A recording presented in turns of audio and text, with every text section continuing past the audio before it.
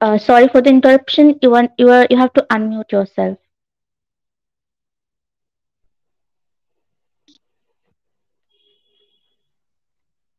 এখন বোধহয় আমাকে শোনা যাচ্ছে। আমি আবার একটুখানি ইন্ট্রোডাকশনটা দিয়ে নিই। আপনাদের সবাইকে সঙ্গে নিয়ে শুরু করছি দেশে বিদেশের আজকের বিশেষ অনুষ্ঠান নেতাজি নজরুল একটি আজাদ ভারতের স্বপ্ন। আমি সমৃতা রয়েছি আপনাদের সঙ্গে। এই মুহূর্তে কলকাতা থেকে আমি যুক্ত হয়েছি এবং ইতিমধ্যেই আপনারা যারা যুক্ত হয়েছেন আমাদের সঙ্গে তাদের প্রত্যেককে স্বাগত জানাচ্ছি। ভারতের স্বাধীনতা সংগ্রামের অগ্নিপুরুষ নেতাজি সুভাষচন্দ্র বসুর ১২৫তম জন্মবার্ষিকী এবং আমাদের সাম্যবাদী কবি কাজী নজরুল ইসলামের অবিস্মরণীয় সৃষ্টি বিদ্রোহী কবিতা প্রকাশের শতবর্ষে ছায়ানট কলকাতার আজকের এই বিশেষ আয়োজন নেতাজি নজরুল ও একটি আজাদ ভারতের স্বপ্ন। আজকে আমাদের বড়ই খুশির দিন যে জার্মানির আউসবার্গ থেকে আজকে আমাদের সঙ্গে এই অনুষ্ঠানে যুক্ত হবেন নেতাজি কন্যা প্রফেসর ডক্টর অনিতা বোস পফ এবং তার সঙ্গে আলাপচারিতায় থাকবেন তরুণ শিল্প ঐতিহাসিক সোমদত্তা। আমরা যে বিষয়ে কথা বলবো সেই সম্পর্কে প্রথমে একটু বলে নিই যে কাজী নজরুল ইসলামের দেশাত্মবোধক গান এবং কবিতা নেতাজিকে কিভাবে অনুপ্রাণিত করেছিল সেই সম্পর্কে আজ আমরা আলোকপাত করার চেষ্টা করব। এই বছর আমরা একটি বিশেষ ডেস্ক ক্যালেন্ডার তৈরি করেছি যে ক্যালেন্ডারটি প্রত্যেকটি পাতায় রয়েছে নেতাজি এবং নজরুলের সম্পর্কের কথা। বহু গুণী মানুষ তাদের এই সম্পর্কের বিষয়ে আলোকপাত করেছেন, কখন তাদের সাক্ষাৎ হয়েছিল কিংবা কাজী নজরুল ইসলামের যে সমস্ত গান নেতাজি শুনতে ভীষণ পছন্দ করতেন কিংবা আমরা বলতেই পারি এই যে বিদ্রোহী কবিতার শতবর্ষ আমরা উদযাপন করছি, বিদ্রোহী কবিতার প্রকাশের শতবর্ষ উদযাপন করছি, সেই বিদ্রোহী কবিতাও কিন্তু নেতাজির ভীষণ পছন্দ করতেন কাজী নজরুল ইসলামের কণ্ঠে শুনতে। ইতিমধ্যে আমরা দেখতে পেলাম সেই ক্যালেন্ডারের বেশ কয়েকটি পাতা এবং এখন আমি আমাদের এই অনুষ্ঠানে স্বাগত জানাবো শুধু জার্মানি থেকে যিনি আমাদের সঙ্গে আজকে যুক্ত হবেন আজকের অনুষ্ঠানের বিশেষ আলোচক নেতাজি কন্যা প্রফেসর ডক্টর অনিতা বোস পফকে এবং তার সঙ্গে আলাপচারিতায় থাকবেন আজকের তরুণ শিল্প ঐতিহাসিক সোমদত্তা। আমি সোমদত্তাকে কনভারসেশন শুরু করার জন্য বলছি।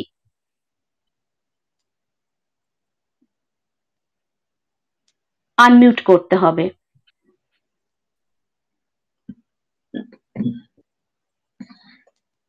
আনমিউট করতে হবে। Am I audible? Yes.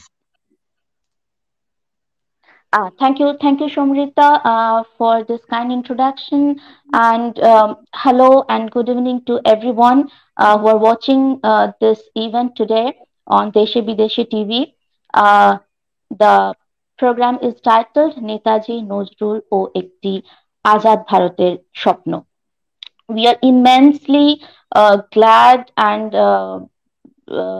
privileged today to have with us Dr.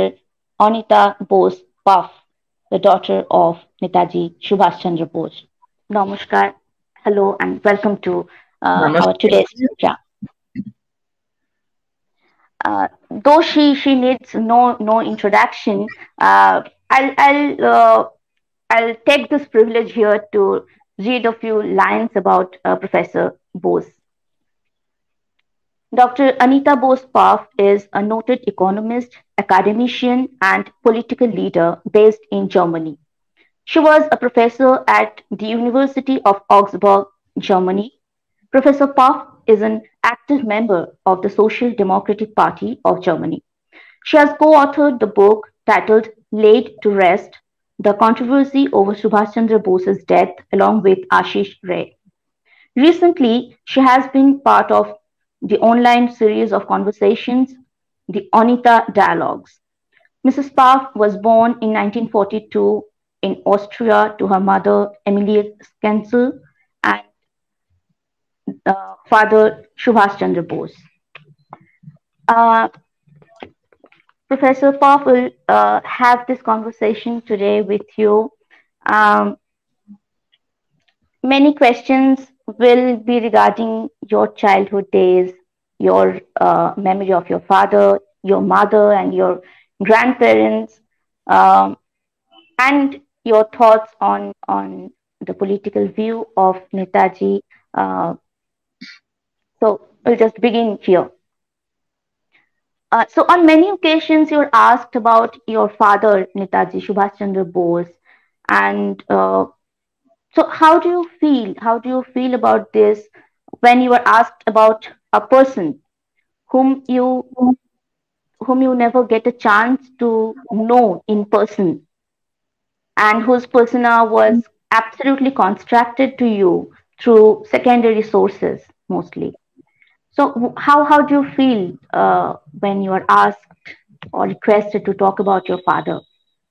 Is he just this iconic figure to you, or is he this person, Subhash Chandra Bose? As you mentioned, I did not know my father personally. I was only 4 weeks old when he saw me last. And as you can imagine, I have no active recollection of that meeting. So, in a way, I know him in a similar vein that you do, or many of the other Indians do, from what we are told by others who lived at the same time, who knew him at that time. Of course, I have my mother and relatives, which not every one of you had access to, and uh, I also read about him, which some of you, I'm sure, have done as well, since he is very much a part of India's history and India's history of the freedom struggle. Um, when I was younger, maybe that was a bit more difficult because I was at an age where many people still have their parents alive. Uh, but of course, as I grew older and the people around me sort of all lost their parents, it's a very similar situation because everyone sort of uh, is no longer in contact with their parents. But of course, I don't have these active memories of little anecdotes and so on, which people who grew up with their parents did. On the other hand, I maybe have an advantage because I can sort of look upon a father also as a very exceptional person, which particularly if you are not in personal contact is also a certain um, compensation, I would say. So on that note, I would like to ask you that, in your personal life, you have been raised by your mother, Emilie Sinkel, and then you are in your social life. You're most of the time you're introduced as Netaji Subhash Chandra Bose's daughter. How do you look at this very two contrast identities of yours? Well, luckily, I'm only introduced as my father's daughter in India. Uh, in some ways, I would have liked to live in India, and in fact, after my first visit to India when I was about 18, I had thought I would eventually go and live in India at least for longer periods of time. But it so happened I met my husband, then later husband, in India, and he was, in fact, had grown up in the same country as I had in Austria, and even though he had spent quite a number of years in India doing social work there, he had his plans were to eventually complete his studies and live in Europe because he was a great enthusiast of the European integration process. And so eventually we ended up living in the United States for a number of years and then later on, since 1971, in Europe. Uh, so here, my father is no longer a well-known person. When I was born, around that period of time, he was known more to more people, and he wasn't really a public figure, but anyway, a number of people knew about him and the movement that he tried to start here. He also started the Indian Legion, so to say, an Indian National Army in Germany. And when I was still quite young, there were people, particularly more educated people, who knew about him. But nowadays, only very few people know his name and his role in history, because it's mainly those who have a special interest in India and in connection with that are exposed to that. So on the positive side, that allowed me to grow up sort of as my own person, so to say, and be myself, which I appreciate because I'm a more independent mind. And I always found it very tragic if, um, especially if children are mainly defined on the basis of their parents. In fact, one of the most tragic things that struck me, I don't know whether you're familiar with Goethe, who was probably the most famous writer, author, also politician, by the way, but on a lesser basis. Anyway, Goethe was a very famous person, and I once was read somewhere that his son, when he was buried, had an inscription on his tombstone, Goethe's son. And I think that's a very tragic thing if you're nothing more but somebody's son. Bad enough if you're only somebody's wife, but in a way that is a bit more acceptable than just being only somebody's child, or parents for that matter. True, true, very true.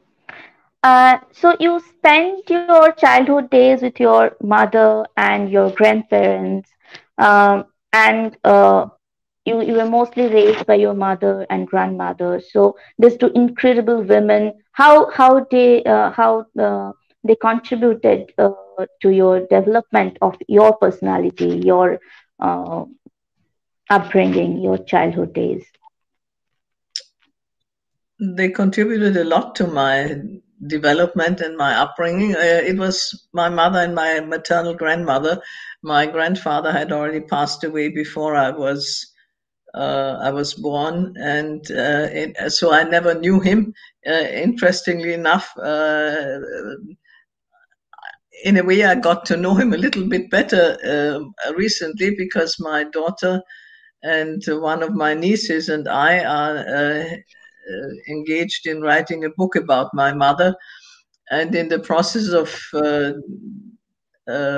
researching about her background and childhood, as beyond what I remembered, um, we had the journals of my grandfather, and unfortunately, we found it a bit difficult to read them, because in German there used to be another script at that time, and the Latin script, which we use in English as well, has only uh, been very common since about 100 years or so. So my grandfather still wrote in the old German script, and even though I had in principle learned it in print and I can read the print quite easily, the handwritten texts are a bit more difficult. So my daughter and I sort of started to dig in and try to decipher the journals. Particularly, we wanted to know also what he had written in his journals about my father, and of course also about my mother's development. So that was one way to get to know him a bit, and also to get to know more about my mother beyond what my grandmother and she had told me.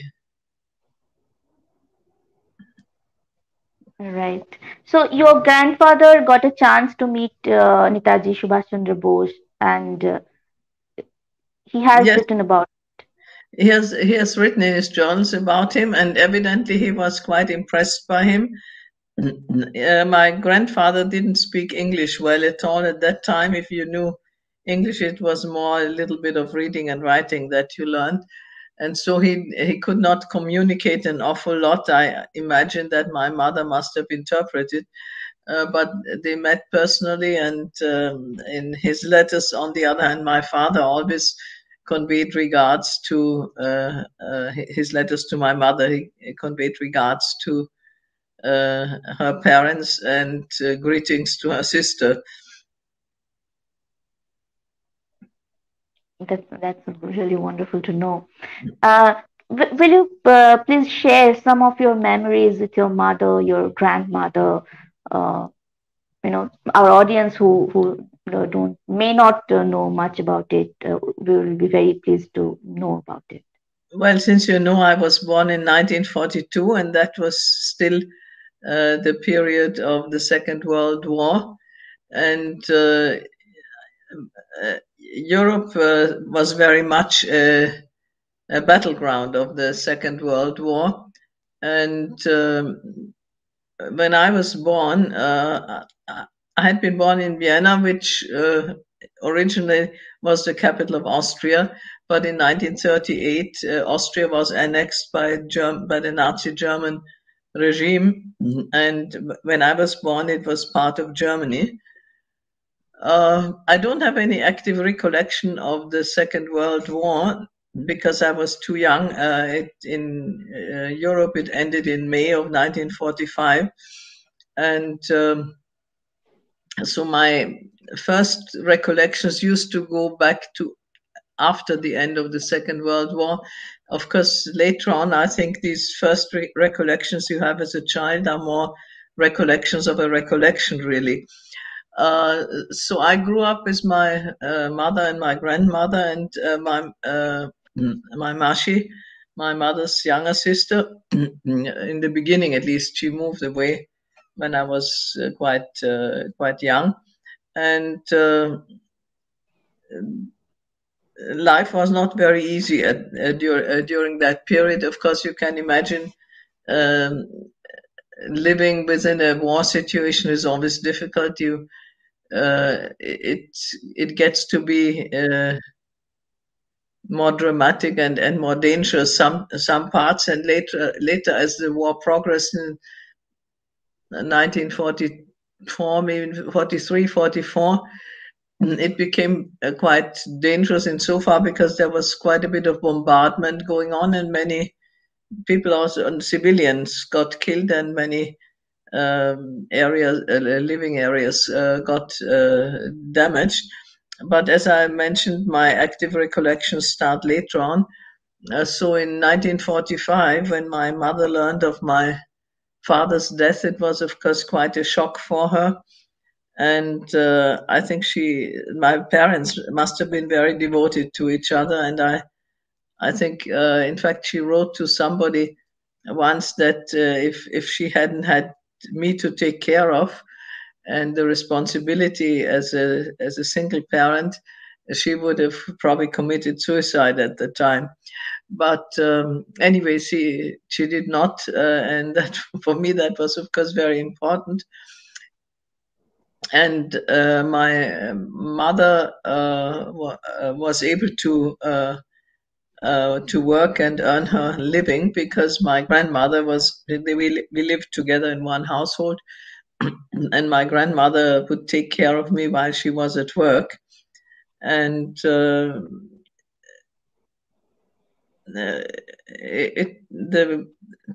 first few years after the Second World War were quite difficult because the whole distribution system had broken down and all that.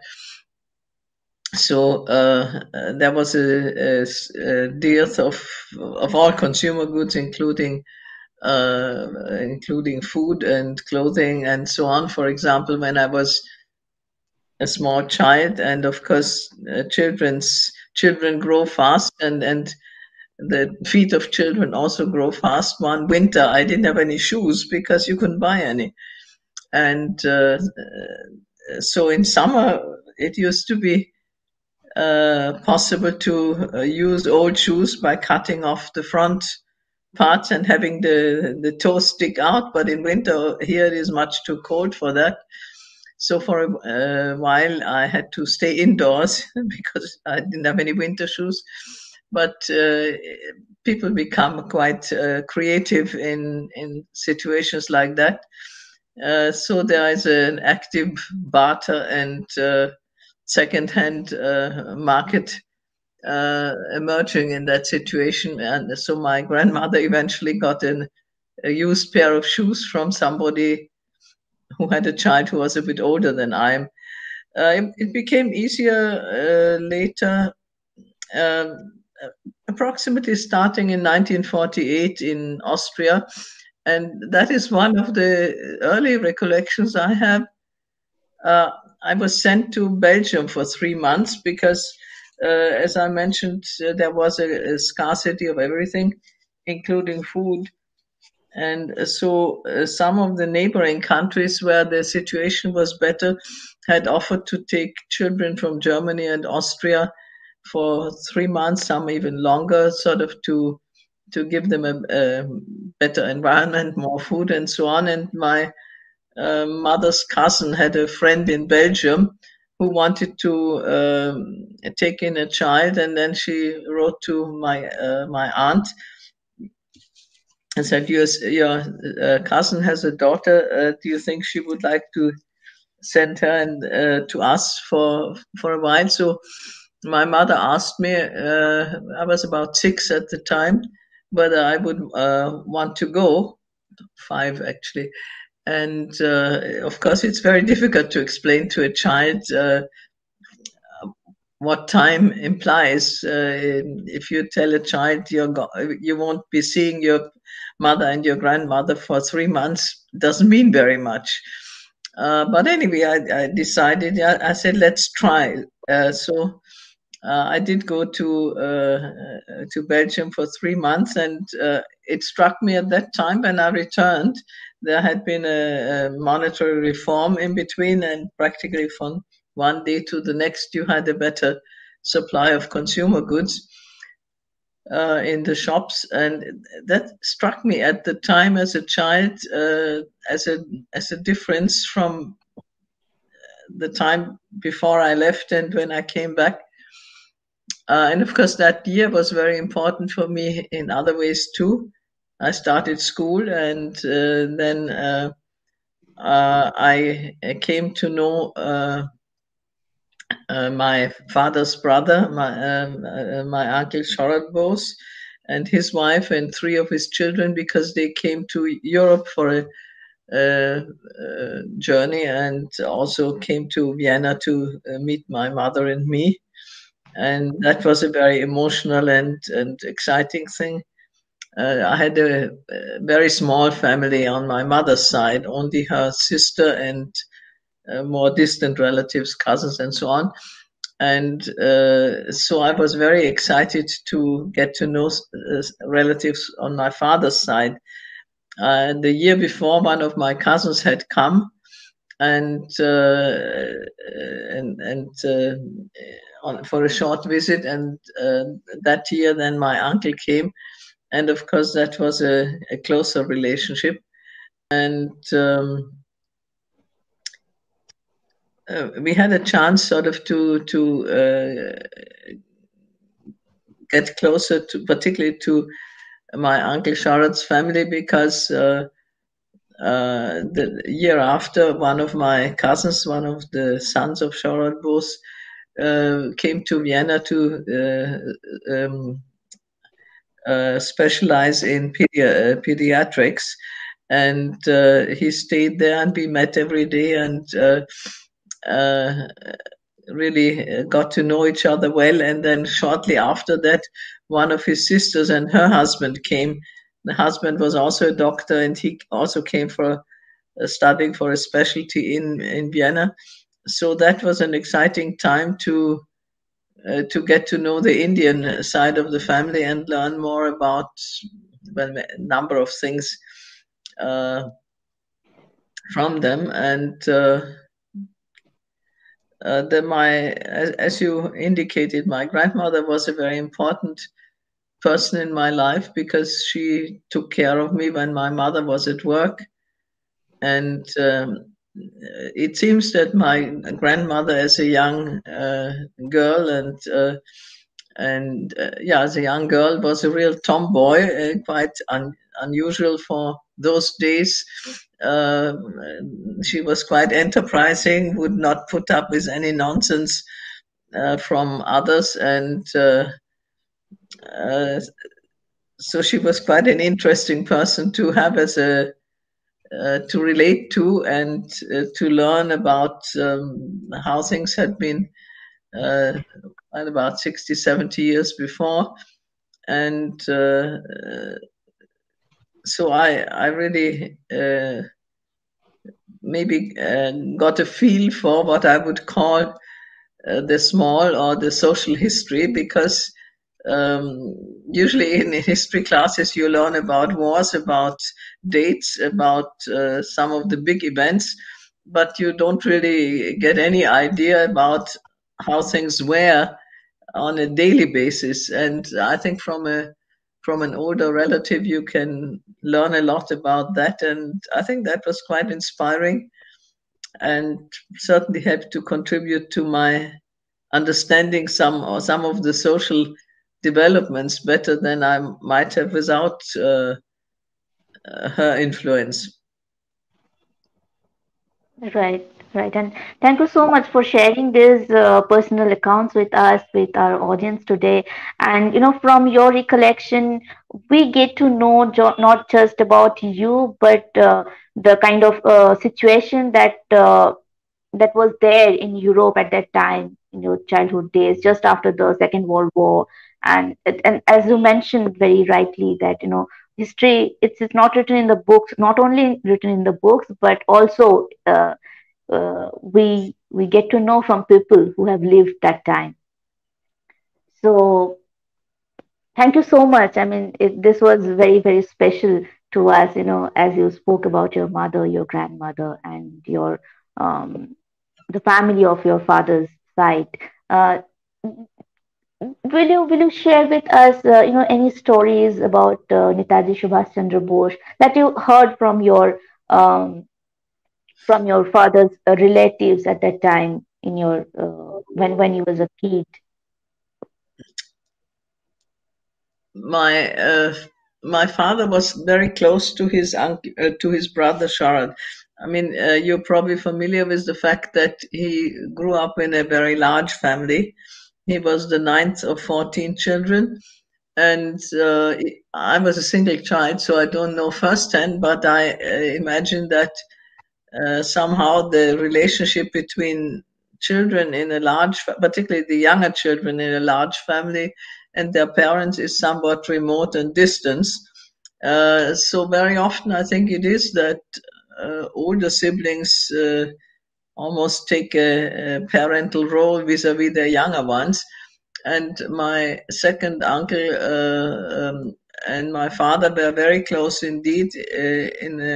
I think much closer than is common in most families.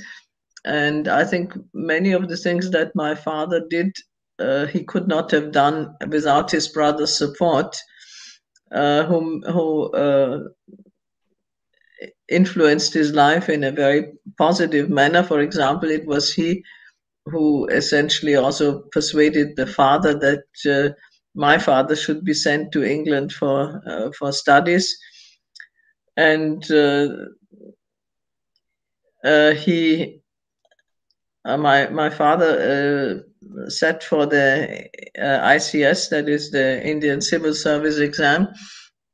And at that time, getting an appointment to the civil service was heaven for an Indian, almost probably similar to working for an international organization like the UN today. And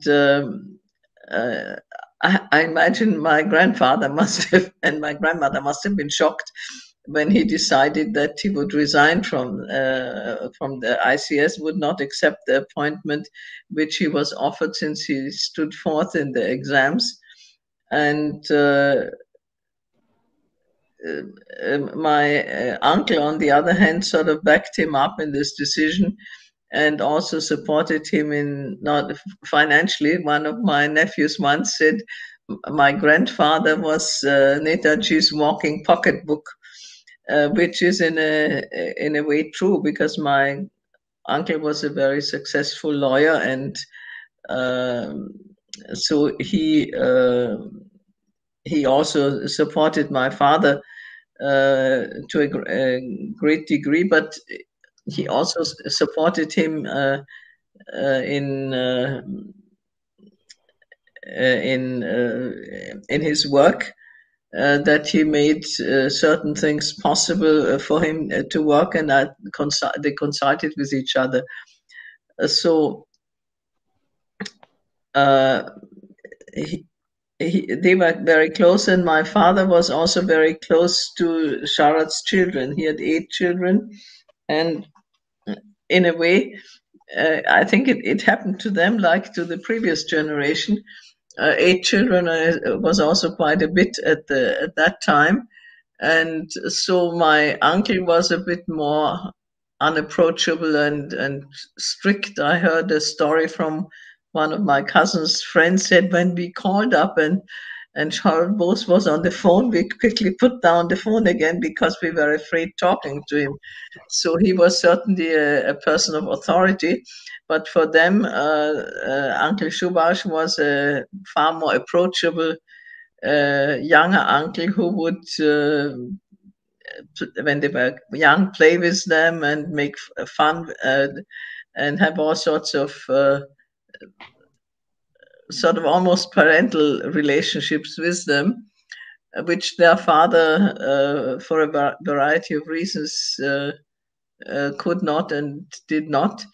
Of course, my father was also not around all the time, because that was a period when he spent quite a bit of time in jail. Then partly he had to stay out of the country, and he was in Europe for a year and a half, approximately 2.5 years actually. And but when he was there, then he was definitely a favorite uncle, and for them, I think it was also a memory of that human being, and not only of the famous uncle, which they had as a figure of history. And so when I heard those stories, of course, um, it gave me an impression of what he might have been as a father. Although I think he didn't have much interest in very young children. He always is reported to have said, children are not really interesting before they can talk. But he certainly seemed to relate well with the younger generation, not only spiritually, but also on a very personal level. And I guess the relationship with my mother was in so far difficult, because he was 100% immersed in his work for the struggle for independence. And so I think she always had to put up with the fact that the country came first, and that was the dominant, was also his first love, so to say. And I imagine for a wife that was not quite easy to take. But she knew that was a fact, and put up with it. And of course, the other aspect that goes along with that was also that he was a very courageous person in in the sense that for his country he would take all sorts of risks and embark on all sorts of dangerous activities.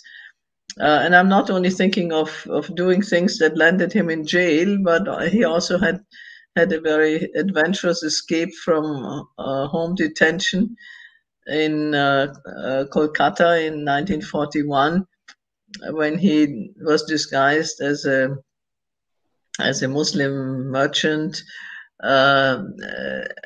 escaping from his parental home in Kolkata, and then he traveled on train to Peshawar.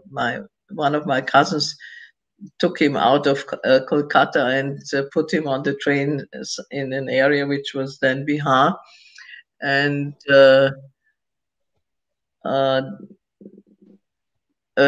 from Peshawar, he was disguised as a deaf mute Pathan, and basically walked from Peshawar to Kabul. And since he didn't speak the language, he had to act as a deaf mute going on a pilgrimage. And there was another Pathan gentleman with him who pretended to be a relative accompanying the deaf mute uncle. And then it was another adventurous story getting into the Soviet Union and traveling through the Soviet Union by train, of course. There he had the permit of the country to pass through.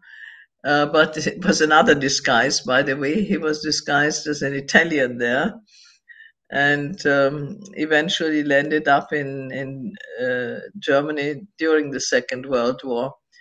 And that period was again another one where my parents spent some time together, because for about a little under 2 years he was in Europe and tried to organize support for the Indian struggle for independence from there, which eventually turned out for historic reasons not to be feasible. And then uh, the situation in the Far East was such that it was more likely to get some support for India. But of course, even today, it takes a while to get from Germany to Singapore. But at that time, it was technically and also as far as the war situation was concerned, dangerous and difficult. And he was given the support insofar that for those days almost experimental submarine, very modern submarine those days, which could travel longer distances, took him around Africa, handed him over to a Japanese submarine, and I think that must have been a pretty traumatic and awful journey, because there were storms. It was dangerous because uh, you had Allied boats and submarines operating there, and even crossing from one submarine to another in the middle of the sea is not that easy a thing. And I think he was the first civilian, he and his companion uh, um, Abid Hassan, who undertook this transfer. So he was always in dangerous situations, and while other men at that time were soldiers and were exposed to dangerous situations, and many got killed. Uh, in essence, for them, very often it was not a choice, but they were drafted and they had to go and fight. But I mean, it was always my father's choice to take these risks, and I'm sure my mother must have found it difficult at times to see him go into dangerous situations uh, when you had no idea what the outcome would be. And in fact, when he embarked on that submarine journey, he left a letter for his father. He said, "I'm again embarking on a dangerous journey, and I don't know whether I'll see the end of it." So, for my mother, that certainly was not that easy a situation to live with it. Right. Uh, so your as you share all these stories with us, of the it provides with a glimpse not only to Subhash Chandra Bose's political career, but to his very personal life, his relationship with his family, his nephew, and his brothers. Thank you so much, ma'am, for sharing these very personal stories with us. Mm, so since today we are this very program is focusing on the bond that Netaji Subhash Chandra Bose and Qazi Nazrul Islam shared, um, and the kind of influence Nazrul's music had on Subhash Chandra Bose.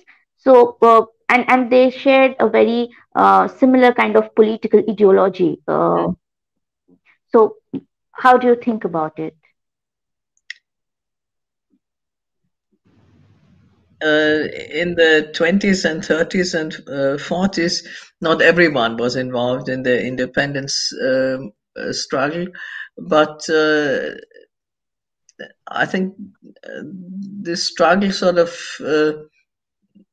became more and more important. I think in the 1920s, the older people were still maybe more reconciled to the colonial situation, and it was the then younger ones who, or middle-aged ones. Gandhi by then was more middle-aged, really, when he sort of actively got involved and took a leading position in the independence struggle in around 1920. But I think there are a number of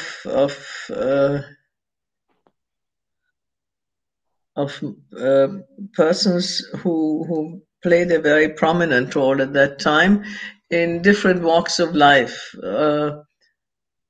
Of course, my father was interested in spiritual aspects, but he was active in a political role. And in that role, I think he embraced certain values and ideas and ideals. And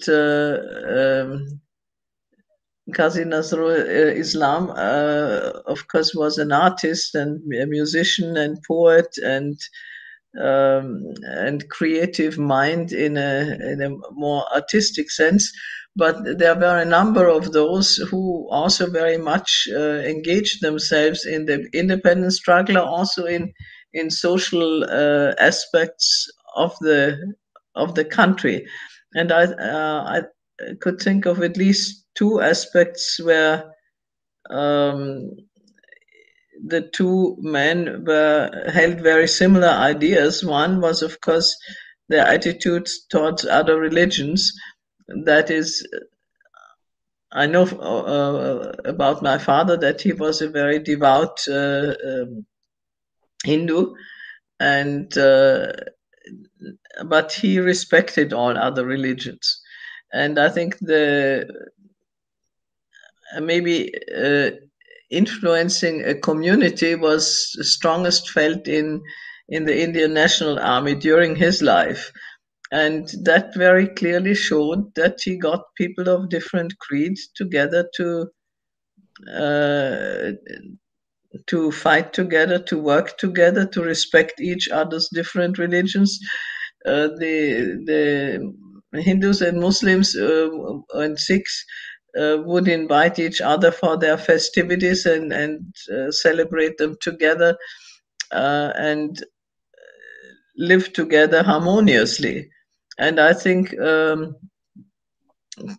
Nazrul Islam very much embraced the same ideas. There are some quotes from his life which express the same attitude. And of course, he carried it in a maybe in a similar way as my father into his practical life by marrying a Hindu girl. And my father, of course, married a Christian. So I think they both sort of had their roots in their own belief, and could also, because I think they were religious people, could also respect other people's different beliefs better. And I'm rather distressed about the situation in India today that again the communal differences and rivalries have have become stronger, and I wish that the present government would speak out against them more clearly, because I think I mean, the divisive forces are not confined to India. We hear about these developments in different compositions, of course, all over the world, but I think it's an exceedingly dangerous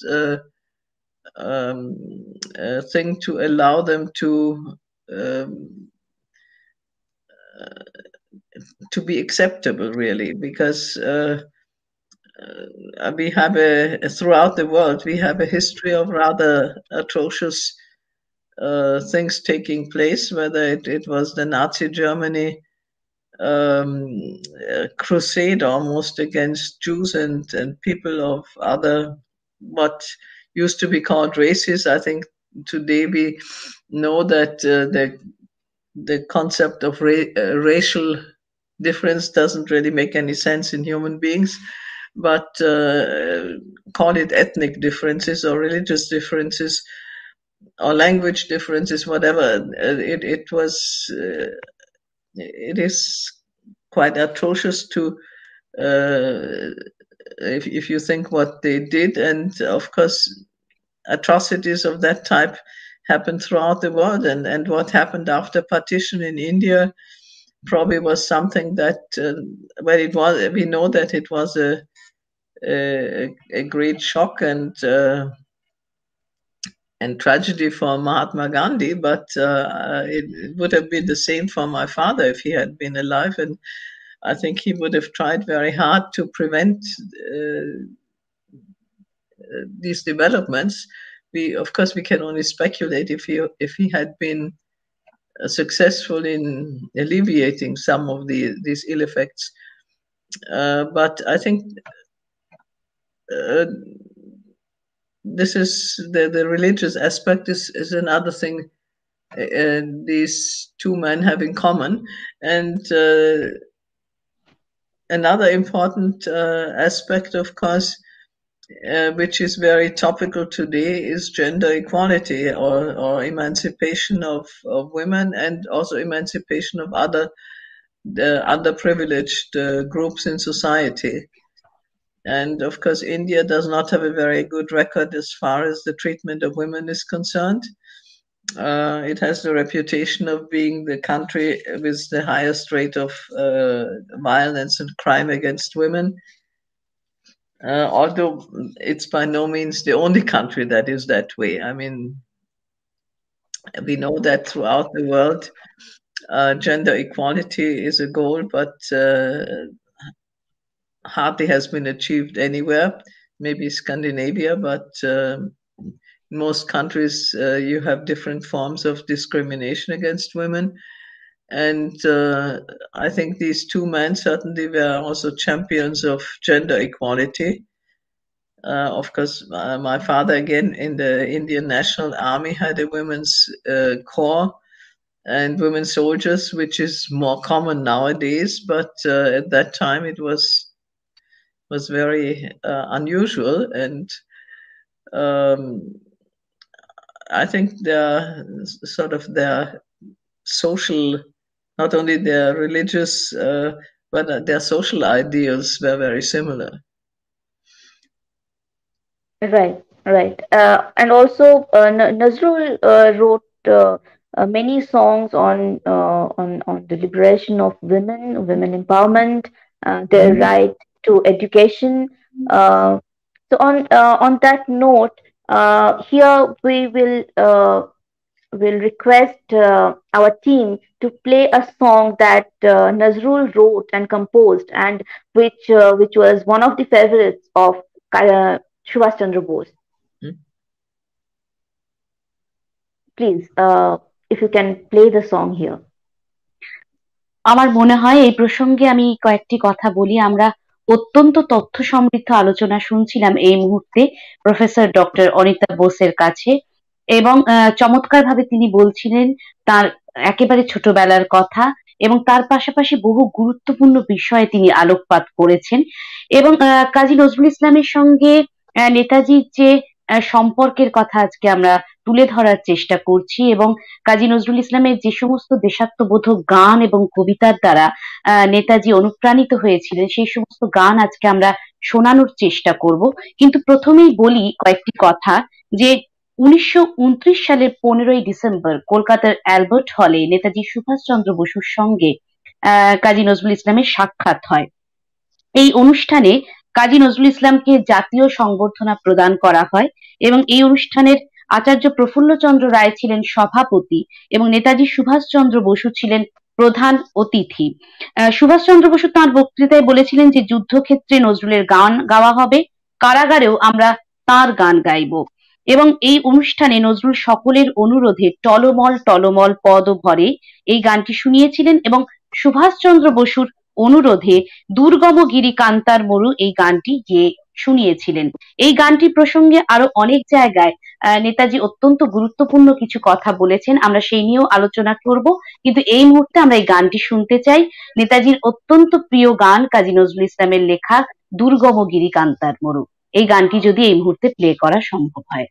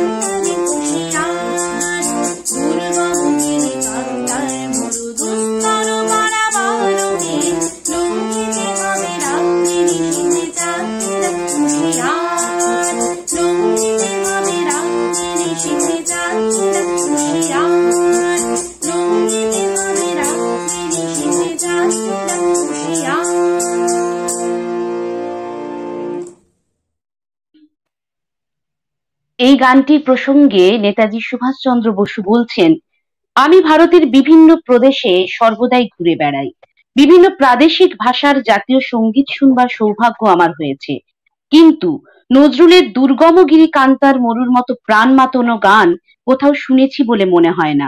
কবি নজরুল যে স্বপ্ন দেখেছিলেন সেটা শুধু তার নিজের স্বপ্ন নয়, সমগ্র বাঙালি জাতির স্বপ্ন। এই গানটি সম্পর্কে সত্যিই তিনি বিভিন্ন জায়গায় বিভিন্ন কথা বলেছেন, এবং আজ প্রফেসর পফের কথায় যে উঠে এলো, নারী এবং পুরুষের সমান অধিকারের কথা উঠে এসেছে, এবং সেই প্রসঙ্গে আমরা জানি যে কাজী নজরুল ইসলাম বহু গান লিখেছেন, নারী জাগরণমূলক বহু গান লিখেছেন, এবং তার পাশাপাশি তিনি বলেছেন যে সাম্যের গান গাই, আমার চোখে পুরুষ রমণী কোনো ভেদাভেদ নাই, অর্থাৎ নারী পুরুষের কোনো ভেদ তিনি কখনো করেননি। তাই এই মুহূর্তে যদি আমরা পারমিশন পাই ডক্টর পফের, তাহলে আমরা একটি নারী জাগরণমূলক গান আমরা এই মুহূর্তে শুনতে পারি, যদি সোমদত্ত এই ব্যাপারে বলে।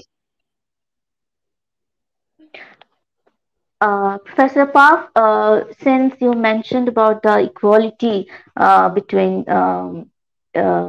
men and women, and how Netaji, both Netaji and Nazrul, in their works mention this again and again, Shomrita is asking that if we can listen to such a song that Nazrul wrote and composed on this particular issue. Well, first of all, let me say that I fully agree with one of the text messages which were shown, Khub Shundur. It was beautiful, not only the song, but also the presentation. Compliments. Thank you so much. আমরা এই মুহূর্তে তাহলে সেই গানটি শুনি যে গান কাজী নজরুল ইসলাম লিখেছিলেন, নারী জাগরণমূলক একটি গান, জাগো নারী জাগো বন্ধি শিখা। এই গানটি যদি প্লে করা যায়।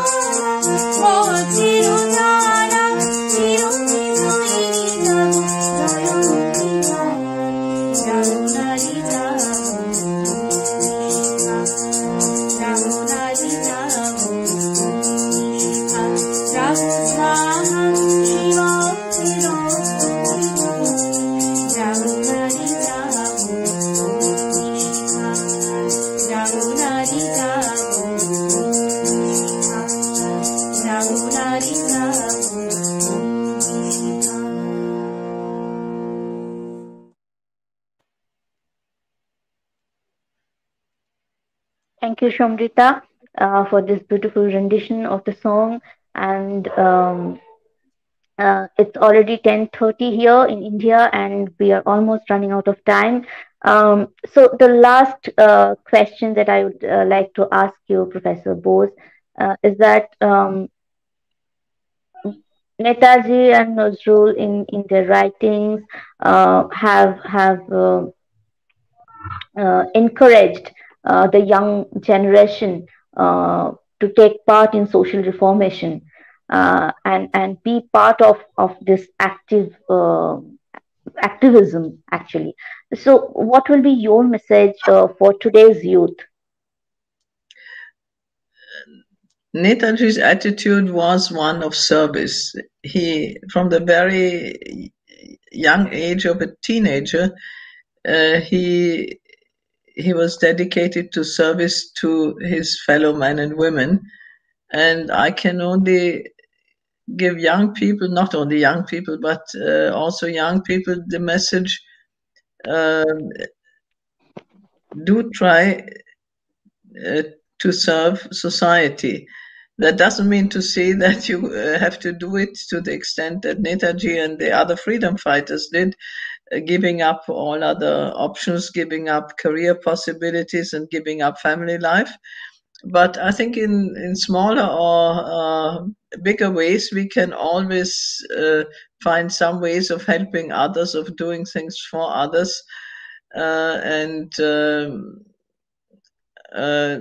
I think if everyone in his and her own way tried to do a little bit, I think we can make the world a better place. Right. Thank you so much, Dr. Puff. This was an exceptional opportunity for us to have you today with us. And thank you so much for your time and the words you shared with us. It will remain with us for a long time. Thank you so much. And thank you to our audience for your kind participation and time. So I'll conclude this program, but I would like to like Shomrita to make the ending remarks. Over to you, Shomrita. সত্যি এটা আমাদের কাছে অনেকদিন মনে থেকে যাবে, এরকম একটি মনে রাখার মতো অনুষ্ঠান। কিন্তু আমি এই মুহূর্তে বলতে চাই, যদি সোমদত্ত একটু পারমিশন নেন ডক্টর পফের কাছে, আমাদের সঙ্গে বহু মানুষ যুক্ত হয়েছেন পৃথিবীর বিভিন্ন প্রান্ত থেকে। তো সেই জন্য আমরা যদি অনুষ্ঠানটি আর অ্যানাদার 15 or 20 মিনিটস কন্টিনিউ করতে চাই, যদি উনি আমাদের সঙ্গে থাকেন, সেটা আমাদের কাছে অত্যন্ত পরম পাওয়া হয়ে থাকবে। আর আমরা আমাদের অনুষ্ঠানে আজকে বিদ্রোহীর কবিতার ইংলিশ ভার্সন শোনাতে চাই, এবং নজরুলের কম্পোজ করা নেতাজির খুব প্রিয় আরো দুটি গান আমরা এই মুহূর্তে শোনাতে চাই। যদি প্রফেসর ডক্টর পফ আমাদের সঙ্গে থাকেন, তাহলে আমাদের ভীষণ ভালো লাগবে। Professor Park, there we are receiving many comments and words of appreciation from our viewers. So, and they want us to continue this show for another 10 to 15 minutes. Can we have another 10 minutes from you? Yeah, you may. Thank you so much. Thank you. So now I'll request our team to play the phenomenal poetry that we are talking about, that we are celebrating throughout this year. Of course, we do all the time, but this year is marking the 100 years of the publication of this poetry, Bidrohi, that was penned by Qazi Nazrul Islam. We would like to listen to that poetry, the English version of that poetry. And Ms. Navanita Lahiri has recited that poetry. The Rebel Eternal, a Rhapsody. Translated by Sayyid Sajid Hussain. Hail my hero, Rebel Eternal. Proclaim, I outtop the great Himalayas in titanic majesty. Abashed and humbled, the snow-capped mountain bows its head before me. Sublime, I tower far above the infinite spaces of the universe, above the sun, moon, planets and stars, above the seat of heaven itself. I am an everlasting wonder, the invincible victor whose stature dwarfs all. I yield to none in submission, nor know tenderness. I am the tempest's ferocity, the breath of the cyclone, ruin's image, a terror, irresistible, impetuous, uncontrollable.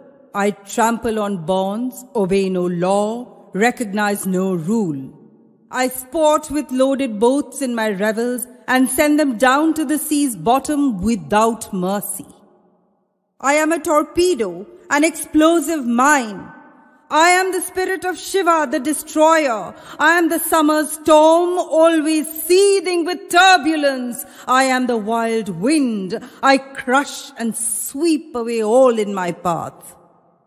I can be seen in the riotous rhythm of the dancer and heard in the soft melody of a song, moving as I wish, ever free, unrestrained. Fearless I challenge my enemies, bravely I battle with death. I am the fury of the hurricane, terrifying like a pestilence, impulsive, lawless. Ever unsubdued, the bubbling wine of life fills my impassioned heart. I am the flame which burns on sacrificial altars. I am both votary and sacred fire. I am peaceful homestead as well as desolate graveyard. I create and destroy. I am the end, the finale of night and day. Great Indra's child, I bear the luminous moon in my arms and the brilliant sun on my brow. I carry the lover's lute in one hand and the trumpet of war in the other.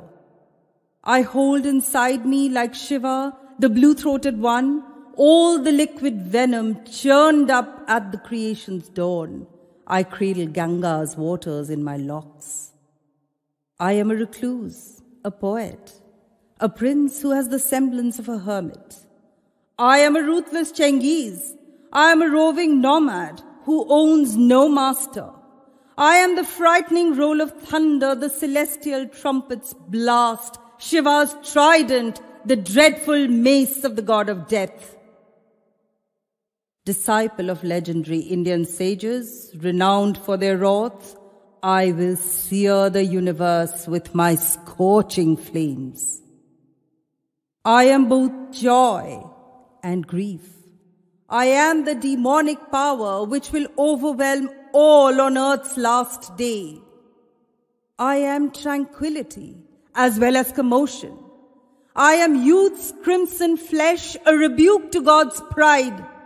I am the violence of the typhoon, the impulse of the ocean, resplendent like the glee of the sea's raging waves.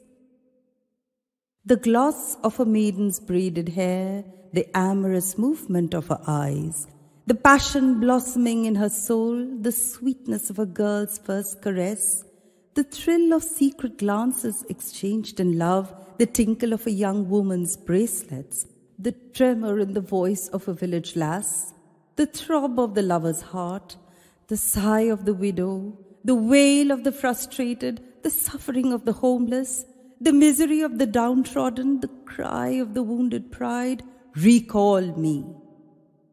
I am the eternal child who does not age. I am also the tuneful zephyr, the music of the wandering singer born on forest winds.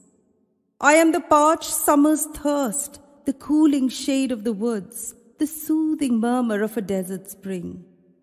I march onwards, resistless, unfettered, glorying in self-knowledge. I am growth as well as decay. I am the quickening of conscience. My banners fly in triumph on the world's ramparts, emblems of my sovereignty. Dauntless, I speed the measureless distances of earth and sky like a gale on the back of winged mounts. I am the quenchless fire in subterranean volcanoes, dark with no glow. I leap from region to region, unhampered, reckless, while the earth trembles in dismay underneath. Alike I duel with primeval dragons and grapple with Gabriel's flaming wings. My parentage is divine. I am restless and unquiet and give no peace to my mother, the earth. I am Orpheus's lyre, as well as Lord Krishna's flute, able to lull the ocean to sleep with my strains. When I rage in thunder and hell's mansions shake in terror, their flames snuffed out. I am the deluge which brings both plenty and devastation in the rainy season. I am injustice incarnate, a fiery meteor, an evil sign of the zodiac, a baleful comet, a harbinger of disaster. I represent Durga, the goddess of terror, and like her, dance and frolic in the midst of hell's flames. I am both earthbound and ethereal, indomitable, immortal, blessed with unfading youth, a menace to man and God and demon, the ultimate mystery at the heart of eternity. I roam heaven and earth and underworld, unbound, unchained, while they quake under my tread. I am armed with a terrific axe and a mighty plough, famed both in ancient lore. I will hurl the one at tyrants and wield the other to wrench the earth from its foundations, that I may remold it and rid the world of sin and wrong and herald a new era of peace. I am weary of strife, but I would have no rest until the skies have ceased to ring with the groans of the tyrant's victims and tyranny itself lies dead, vanquished. I am the implacable foe of cruel, blind destiny which rules the universe, the whimsical, despotic deity whom I despise. I, the eternal rebel who never submits.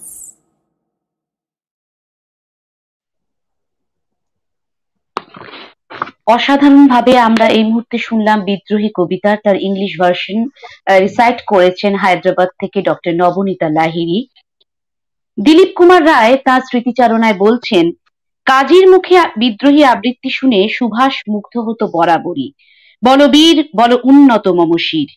বিদ্রোহী হওয়া এ সংসারে সহজ নয়। মানুষ পারতপক্ষে কাউকে বলতে চায় না যে সে অন্যায় করছে, কিন্তু কাজী ছিল স্বভাব বিদ্রোহী। মেলামেশায় দহরম মহরমে তার জুড়ি ছিল না বটে, কিন্তু ওই সঙ্গে অসামাজিক কথা বলতেও তার সঙ্গে পাল্লা দিতে পারত না কেউ, এক মহানুভব দ্বিজেন্দ্রলাল ছাড়া। অত্যাচার, কপটতা, ভণ্ডামি, ন্যাকামি, গোঁড়ামি এসবের প্রতি এরা দুজনেই ছিলেন খড়গহস্ত। আরেকজন অত্যন্ত গুরুত্বপূর্ণ মানুষ আচার্য প্রফুল্লচন্দ্র রায়, তিনিও বলছেন যে আমরা আগামী সংগ্রামে কবি নজরুলের সঙ্গীত কণ্ঠে ধারণ করিয়া শ্রীমান সুভাষের মতো তরুণ নেতাদের অনুসরণ করিব। ফরাসি বিপ্লবের সময়কার কথা একখানি বইতে সেদিন পড়িতেছিলাম, তাহাতে লেখা দেখিলাম সে সময় প্রত্যেক মানুষ অতি মানুষে পরিণত হইয়াছিল। আমার বিশ্বাস নজরুল ইসলামের কবিতা পাঠিয়ে আমাদের ভাবী বংশধরেরা এক একটি অতি মানুষে পরিণত হইবে। কাজী নজরুল ইসলামের লেখা অত্যন্ত জনপ্রিয় একটি গান কারারই লৌহ কপাট, এই গানটি অত্যন্ত পছন্দের গান ছিল নেতাজির। আমরা দিলীপ কুমার রায়ের যে স্মৃতিচারণা সেখান থেকেই জানতে পারছি যে সুভাষ একবার আমাকে বলেছিল, ভাই জেলে যখন লোহার দরজা বন্ধ করে তখন মন যে কি আকুলি বিকুলি করে কি বলবো। তখন বারবার মনে পড়ে কাজীর ওই গান কারারই লৌহ কপাট। আমরা এই মুহূর্তে সেই গানটি শুনে নিতে চাই, তারপর আবারও ফিরে আসবো প্রফেসর ডক্টর পফের কাছে।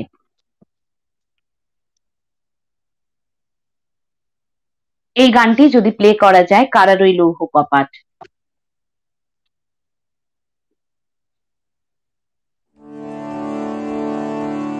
কারারই লৌহ কপাট, কারারই লৌহ কপাট, ভেঙে ফেল কর রেণুপাতে রক্ত জমাট, শিকল পূজায় পাষাণে বেরি।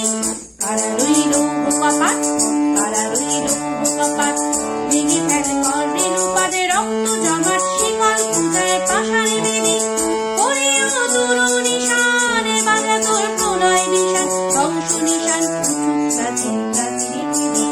কারারই লৌহ কপাট, কারারই লৌহ কপাট, ভেঙে ফেল কর রেণুপাতে রক্ত জমাট, শিকল পূজায় পাষাণে বেরি।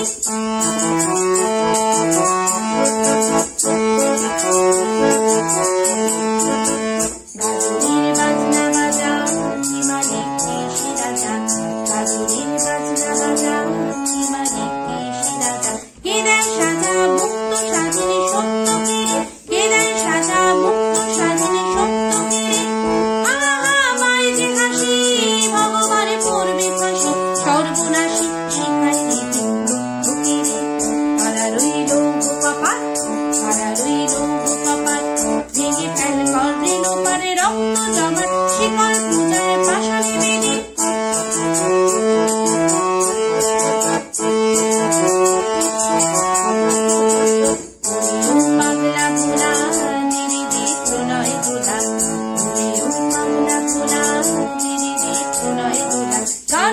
গুলা জোরসে ধরে হ্যাঁচকা টানে, গারদ গুলা জোরসে ধরে হ্যাঁচকা টানে, মার মাথায় দড়ি হাত কাঁধে নিয়ে বন্ধু বিধান, ডাক করে ডাক মৃত্যুকে ডাক জীবন পানে। কারা রইল বোকা ভেঙে ফেল কর রেল পারে রক্ত জমাট শিকল পূজায় পাশানি বেদে।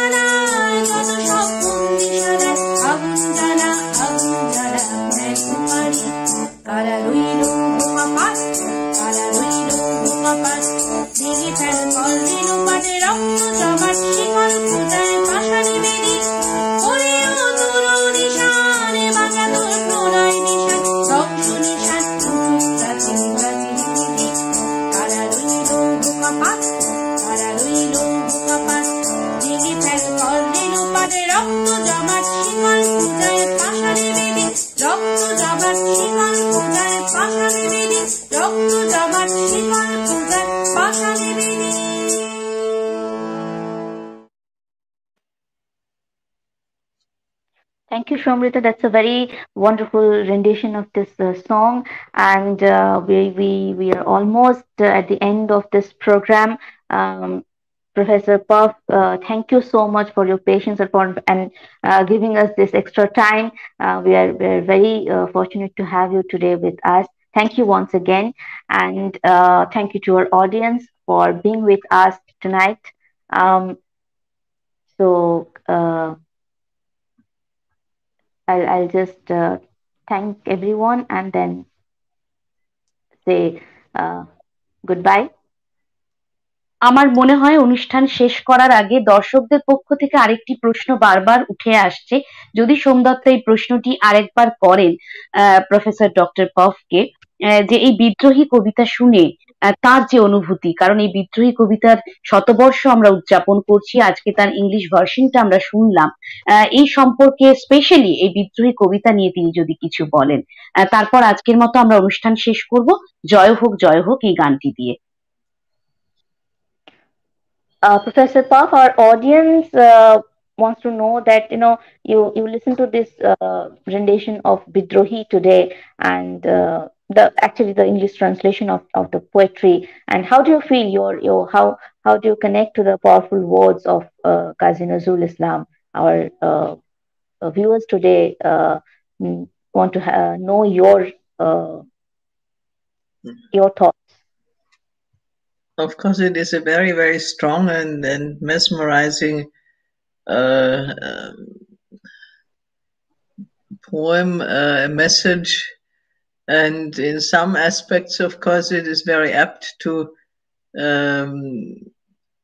have this function on the 100th anniversary of Bidrohi and 125th of my father. And my father, of course, in many ways he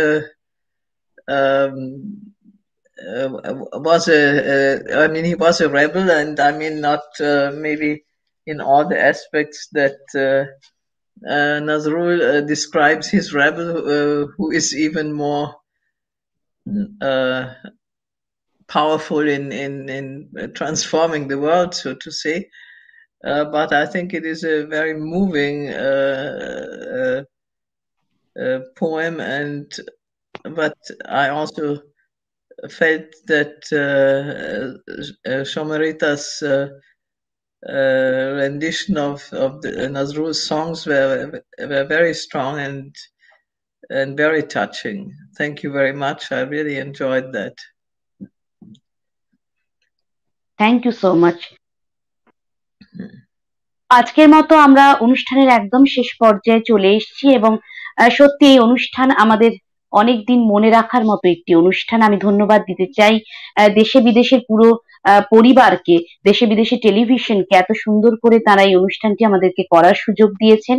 এবং আবারও বলি, নেতাজি সুভাষচন্দ্র বসুর 125তম জন্মবার্ষিকী এবং সাম্যবাদী কবি কাজী নজরুল ইসলামের অবিস্মরণীয় সৃষ্টি বিদ্রোহী কবিতা প্রকাশের শতবর্ষে ছায়ানট কলকাতার আজকের এই বিশেষ আয়োজন। আগামীকালও আমাদের আরেকটি সেশন রয়েছে এবং আজকে আমাদের এই অনুষ্ঠানে বিশিষ্ট আলোচক হিসেবে আমরা যাকে পেয়েছিলাম, যাকে পেয়ে আমরা রিয়েলি ধন্য, আমরা সত্যি অনার্ড, যে প্রফেসর ডক্টর অনিতা বোস-পাফ, তিনি জার্মানি থেকে আমাদের সঙ্গে যুক্ত হয়েছিলেন। তার কাছে আমরা অমূল্য কিছু কথা শুনেছি, যে কথা আমরা আজীবন মনে রাখবো।